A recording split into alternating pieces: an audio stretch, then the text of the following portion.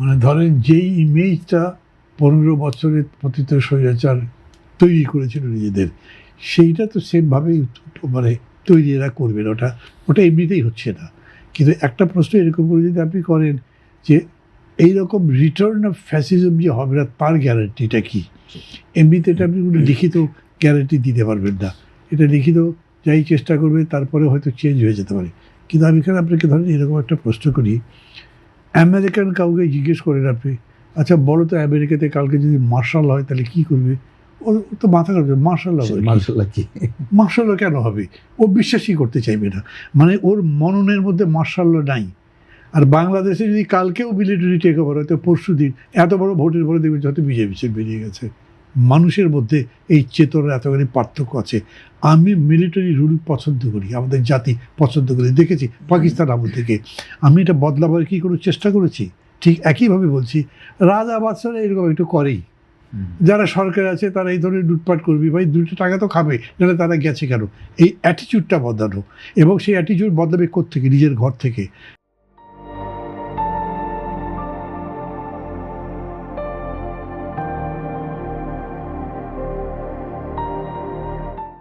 BNP এখন ক্ষমতায় আছে, তারা নিজেরা স্ট্যাবলিশ করবে যে না, দেশ বদলাতে পারে। দেখো আমিও তো বদলেছি, আমার দল বদলেছে, আমার দল আগের দলের মতো না, আমার দল এখন রিফাইন আরও ভালো করছে।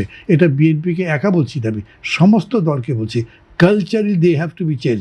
মানে সংস্কৃতিগতভাবেই তার মাথার মধ্যে দুই নম্বরই থাকবে না, তার আচরণের মধ্যে, কাজকর্মের মধ্যে দিয়ে মানুষ মনেই করবে না যে এই লোকটা ভেজাল, তাকে তার উপরে বিশ্বাস করা যায় না। বরঞ্চ মানুষ তাকে দেখে মনে করবো না, একে দিয়ে কিছু পরিবর্তন হবে। দলটাকে দেখে মনে করবে এই দলটা পারবে, অন্যান্য দলগুলো দেখে মনে করবে যে না, এইটা একটা স্টেবল কোনো কিছু হতে যাচ্ছে। তো এই কাজটা তো করতে হবে। সেটা কিসের ভিত্তিতে করবেন? সেটা কেবল আইন দিয়ে করবে না। তবে আইন ইত্যাদি লেখালেখির কতটা ব্যাপার আছে, সেটা একটা কথা বলি। ধরেন প্রথম কথা হচ্ছে, গণতন্ত্র নিশ্চিত করতে বিচার ব্যবস্থার পরিপূর্ণ স্বাধীনতা লাগবে। আপনি পরিপূর্ণ স্বাধীনতা দেবেন? আমি বিএনপির মধ্যে সেই অ্যাটিচিউড দেখছি না। কেন? আমরা একটা কথা তুলেছি যে কনস্টিটিউশনাল যত পোস্ট আছে সবগুলো এককভাবে কেউ তাকে চাকরি দিয়ে দিবেন। গভর্নর বাংলাদেশ উনি হলেন, তারপর তার ধরেন যে এই প্রধান বিচারপতি অমুককে দেবো, তারপরে নির্বাচন প্রধান কমিশন তাকে এরকম দেবো না, উনি দেবেন না, একটা কমিশন বানান, তিনি করবে। তাহলে হয় কি, কোনো ব্যক্তির একক ক্ষমতা থাকে না।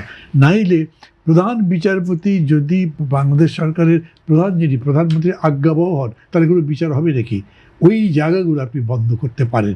সেটা আমরা করতে গিয়ে কিন্তু করতে পারিনি এখন পর্যন্ত, কারণ আমরা সচিবালয় বানিয়েছিলাম সুপ্রিম কোর্টের, এবং আমরা বানিয়েছিলাম মানে কি বিএনপি সহই।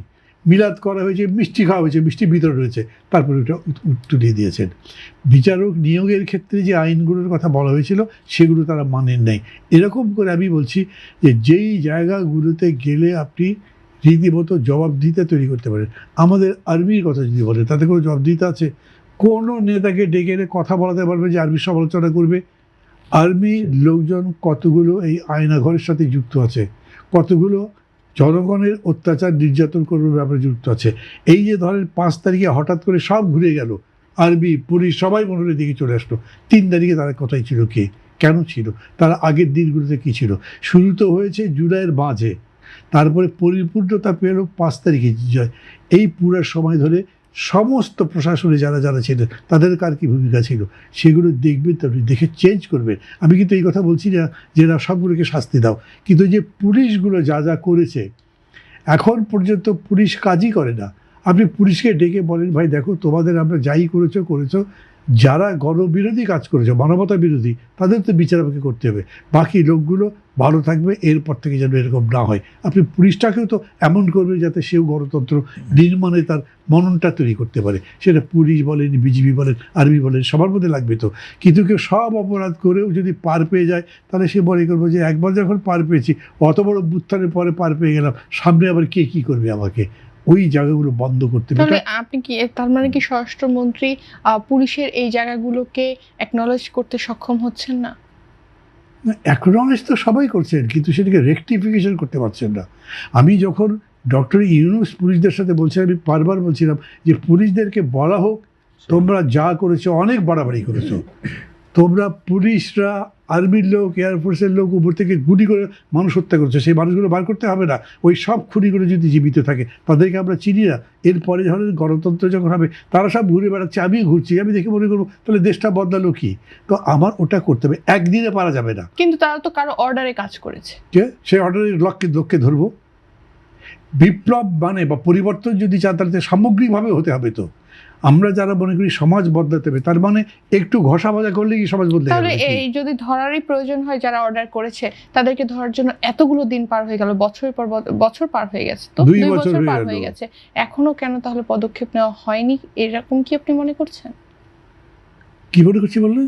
যে তাদেরকে তো ধরতে হবে, যে যারা অর্ডার দিয়েছে? তাহলে 2 বছর তো পার হয়ে গেছে, না, আর কিছু কবে কিছু তো ধরবে? ধরা হচ্ছে, কিন্তু সেটা অপ্রতুল।